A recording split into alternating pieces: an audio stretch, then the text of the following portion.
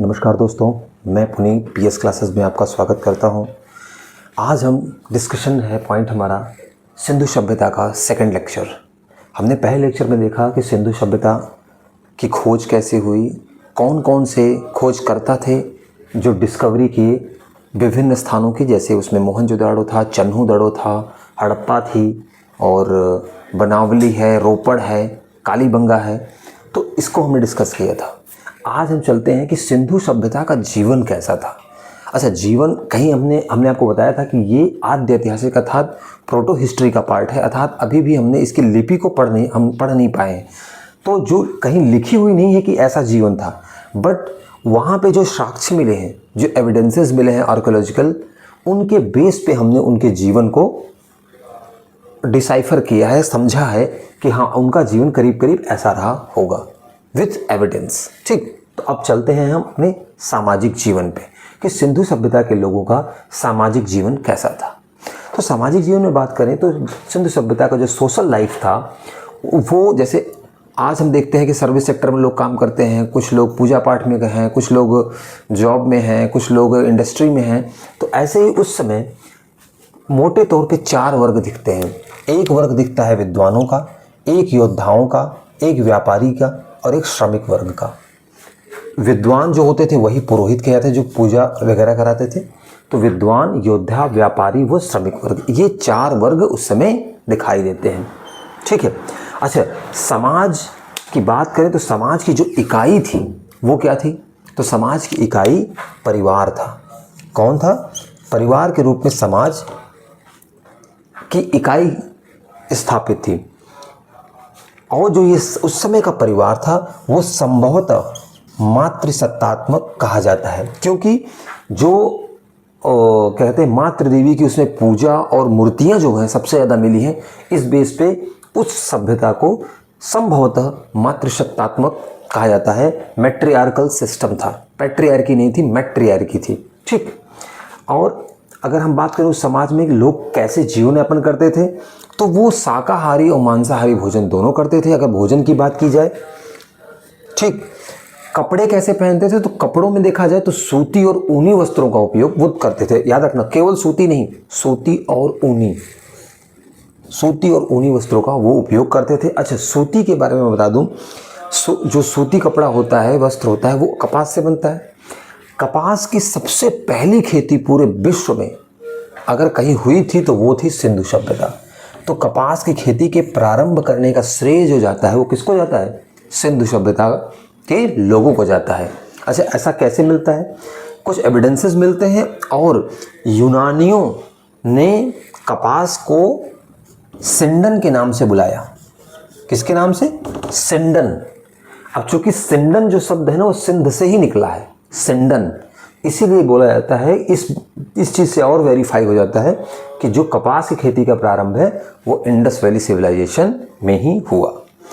अच्छा, अपने मनोरंजन के लिए ये लोग चौपड़ और पासा खेलते थे, तो ये पॉइंट आप लोग लीजिएगा, बहुत इंपॉर्टेंट है। चौपड़ और पासा खेलते थे। अच्छा, ये लोग कैसे युद्धप्रिय थे या शांति प्रिय थे? तो चूंकि हथियारों की संख्या इतनी कम मिली है या छोटे मोटे हथियार मिले हैं पत्थर के, कांसे के, इससे मालूम पड़ता है कि वो युद्ध प्रिय कम थे, शांति प्रिय ज़्यादा थे। तो सिंधु सभ्यता के लोग शांति प्रिय ज़्यादा और युद्ध प्रिय कम थे।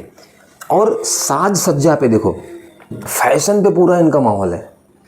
जो सिंधु सभ्यता के लोग हैं ये फैशन अच्छा खासा करते हैं, तो ये साज सज्जा पे पूरा ध्यान देते हैं। और जैसे आज के समय में मेल आभूषण कम पहनते हैं, फीमेल पहनती हैं ज़्यादातर। मेल हल्का फुल्का पहनेंगे, रिंग पहनेंगे या एक आध ब्रेसलेट पहन लेंगे, इससे ज़्यादा नहीं। बट उस समय मेल व फीमेल दोनों, मतलब पुरुष और महिलाएं दोनों आभूषण अच्छी खासी मात्रा में मतलब धारण करते थे। तो मेल और फीमेल दोनों ही आभूषण धारण किया करते थे। तो ये रहा उस समय का सामाजिक जीवन, कि उस समय का सामाजिक जीवन कैसा था। अब हम चलते हैं राजनीतिक जीवन में कि उनकी पॉलिटिकल स्ट्रक्चर कैसी थी उस समय, शासन जैसे आज हमारे यहाँ लोकतंत्र है, तो उस समय क्या था? क्या लोकतंत्र था या किसी राजा का तंत्र था? तो देखिए, एविडेंसेस के आधार पे आज भी कुछ भी स्पष्ट हम नहीं कह सकते हैं कि वहाँ पे लोकतंत्र था या किसी एक राजा का तंत्र था। बट चूंकि वहाँ के जीवन में राजनीतिक सामाजिक जीवन में जो वणिक वर्ग था, व्यापार का प्रभुत्व था, ठीक है, डोमिनेंस था किसका, व्यापारी वर्ग का। इसलिए हम संभवतः ये अनुमान लगाते हैं कि शासन में भी वणिक वर्ग मुख्य भूमिका में रहा होगा, ठीक है, क्योंकि व्यापारी वर्ग का महत्व था, क्योंकि विदेश से और देश के भीतर, हड़प्पा सभ्यता के भीतर और वहाँ से यूनानी, मिस्र, मेसोपोटामिया सभ्यता के बीच में व्यापारिक संबंध थे। तो व्यापारी वर्ग का एक बड़ा महत्वपूर्ण रोल था, वो प्रभाव था। इसलिए कहा जा सकता है कि राजनीतिक जीवन में कहीं ना कहीं वणिक वर्ग की मुख्य भूमिका थी। और स्पष्ट रूप से हम किसी को कह नहीं सकते कि हाँ लोकतंत्र था या नहीं था। फिर हम चलते हैं आर्थिक जीवन की तरफ कि इनका आर्थिक जीवन कैसा था। तो आर्थिक जीवन में बात करें तो यह व्यापार आधारित या केंद्रित व्यवस्था थी। जो इनकी अर्थव्यवस्था थी व्यापार आधारित थी। कृषि अधिशेष बनाते थे, ये सरप्लस में अन्न उपजाते थे। तो इनका व्यापार कैसा था, इनका व्यापार आंतरिक और विदेशी दोनों तरह का था। मिस्र और मेसोपोटामिया के बीच में इनका व्यापार चलता था।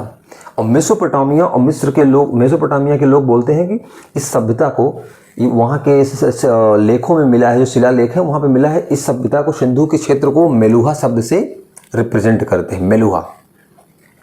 अच्छा, व्यापार अगर हो रहा है विदेश से तो बंदरगाह वगैरह भी होंगे। तो आप बंदरगाहों का नाम रख लेगा, लोथल, रंगपुर, सुरकोटदा और प्रभास पाटन, ऐसे बंदरगाह उपस्थित थे। लोथल बहुत ही फेमस है, कई बार पीसीएस में, यूपीपीसीएस, बीपीएससी में ये क्वेश्चन पूछा गया है कि लोथल किस नदी के किनारे था, तो लोथल भोगवा नदी के किनारे था, ठीक है। अब आता है कि मापतौल क्या उसमें विकसित था, हाँ बिल्कुल मापतौल विकसित था। वो 16 के मल्टीपल में माप किया जाता है। जैसे हम 1 रुपये में 16 आना, अभी 100 पैसा हो गया, पहले आने के टर्म में यूज़ करते थे, तो उस हिसाब से हम देख सकते हैं, रिलेट कर सकते हैं कि मापतौल 16 के गुणक में होते थे। और उस समय प्रणाली जो थी वो दशमलव प्रणाली थी, याद रखना, दशमलव प्रणाली का विकास हो चुका था, ठीक है, दशमलव प्रणाली का विकास हो चुका था। और औजारों की बात करें तो औजार ज़्यादातर या तो पत्थर के थे या तो कांसे के थे। इसीलिए मैंने आपको पहले चैप्टर में बताया था कि सिंधु सभ्यता अगर पूछा जाए कैसी सभ्यता है, लौह सभ्यता है, कांस्य युगीन सभ्यता है, तो याद रखना कांस्य युगीन सभ्यता है, क्योंकि उसमें लोहे का आविष्कार हुआ ही नहीं था। लोहे से ये लोग क्या कहते हैं, लोहे के बारे में यहाँ ज्ञान का अभाव दिखता है। तो यहाँ पे हमने आर्थिक जीवन के बारे में डिस्कस किया। अब चलते हैं हम इसके धार्मिक जीवन के बारे में। धार्मिक जीवन की बात करें तो ये ईश्वर की पूजा तो करते हैं, और ईश्वर की पूजा मानव, पशु और वृक्ष के रूपों में करते हैं। मतलब मानव को भी ये ईश्वर का रूप मानते हैं, पशु को, और वृक्षों के रूप में भी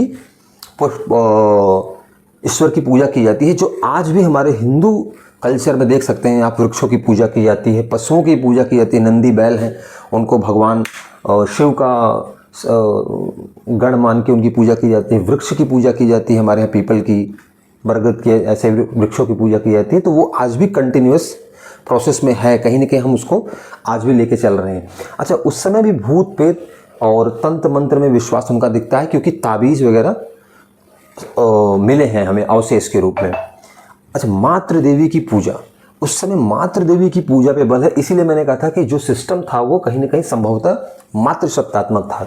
मातृ देवी की पूजा की जाती थी। पशुपति की पूजा, एक मोहनजोदड़ो से एक योगी या पशुपति की सील मिली है, मुहर मिली है, उसके बेस पे हम कहते हैं कि पशुपति की पूजा की जाती थी। अच्छा, यहाँ से क्वेश्चन बनता है कि पशुपति योगी की मुहर कहाँ से मिली थी, तो वो मोहनजोदड़ो के स्थल से मिली थी। इसमें 5 प्रकार के 6 पशु दिखाए गए हैं। मतलब योगी बैठे हैं, उनके दाएं और बाएं और नीचे उस मोहर में पशुओं को चित्रित किया गया है। तो जैसे मैंने यहाँ चित्र बनाया, देखिए ये योगी हैं जिनको हम पशुपति कह रहे हैं। इनके लेफ्ट में है गैंडा और भैंसा, और राइट में दिखाए गए हैं बाघ और हाथी, और योगी जो बैठे हैं उनके ठीक नीचे हैं 2 हिरन। तो जो पशुपति योगी जी हैं यहाँ, इनके लेफ्ट में है गैंडा भैंसा, राइट में है बाघ हाथी और 2 हिरन। तो 2, 2, 4, 2, 6 और 5 प्रकार हैं। तो आप याद रखिए, एग्जाम में पूछा जा सकता है कि लेफ्ट में क्या है, राइट में क्या है, नीचे क्या है और कौन कौन से पशु हैं। अच्छा, एक चीज़ आप याद रखिएगा कि यहाँ सिंधु सभ्यता में शेर का अवशेष नहीं मिला है, शेर का कोई अवशेष नहीं मिला है, ये ध्यान रखिएगा, ठीक है, या कोई चित्र नहीं मिला है, कुछ नहीं मिला है। ये हो गया। उसके बाद हम चलते हैं कि क्या ये ईश्वर की पूजा तो मानव पशु वृक्ष के रूप में करते थे, अग्नि की भी, अग्नि कुंड के साक्ष्य मिले कालीबंगा से, तो अग्नि की पूजा करते थे। स्वास्तिक चिन्ह को भी ये पूजते थे। तो स्वास्तिक चिन्ह जो आज हिंदू धर्म में काफ़ी पवित्र माना जाता है, वो उस समय मौजूद वहाँ पे देखी गई है। पुनर्जन्म में विश्वास इनको है, ये पुनर्जन्म में विश्वास करते थे, इसीलिए ये समाधान भी करते थे। जो शव है, डेड बॉडी है, उसको शवाधान करते थे। उसके कई प्रकार से करते थे, जैसे पूर्ण शवाधान, आंशिक शवाधान या कलश शवाधान, तो ऐसा किया करते थे। अच्छा, इनकी जो धार्मिक पूजा का जो आधार था, दृष्टिकोण था, वो इहलौकिक सुख ज़्यादा था।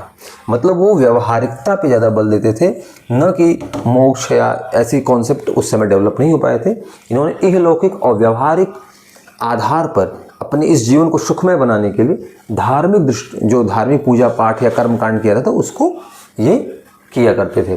तो इस प्रकार से हमने इनके धार्मिक जीवन के बारे में डिस्कस किया, आर्थिक, सामाजिक और राजनीतिक। अच्छा, ये सभ्यता आपको कैसी लग रही है? जिस हिसाब से डेवलपमेंट है कि नगर बनाए गए हैं, दुर्ग है, पश्चिमी नगर, पूर्वी नगर, तो ये सभ्यता जो है वो नगरीय सभ्यता है। कई बार क्वेश्चन पूछा है कि ये सभ्यता कैसी है, तो ये है नगरीय सभ्यता, ठीक है। और इस समय मैंने आपको बताया कि लोहे का अभाव है, लोहे का ज्ञान सिंधु सभ्यता के लोगों को नहीं था, लेकिन इन्हें सोने, चांदी, कांसे, इन सब चीज़ों का ज्ञान था, ठीक। तो यहाँ पे हमने सिंधु सभ्यता के जीवन के बारे में करीब करीब लगभग सारी बातें यहाँ हमने डिस्कस कर ली हैं। इसके आगे हम अपने नेक्स्ट लेक्चर में जो इसके विभिन्न स्थल हैं और उससे क्या क्या हमें वो चीज़ें प्राप्त हुई हैं, क्या क्या साक्ष्य मिले हैं जो आर्कोलॉजिकल हैं, तो उसके बारे में डिस्कस करेंगे और कहाँ से क्वेश्चन बनता है उससे रिलेटेड PY को डिस्कस करेंगे। तो आप लोगों को हमारा लेक्चर कैसा लगा, आप उस पर हमारे वीडियो पे कमेंट करें, पसंद आए तो लाइक करें, शेयर करें और चैनल को सब्सक्राइब करें। मिलते हैं नेक्स्ट लेक्चर में, तब तक अपना ध्यान रखें और खूब मेहनत से पढ़ते रहें।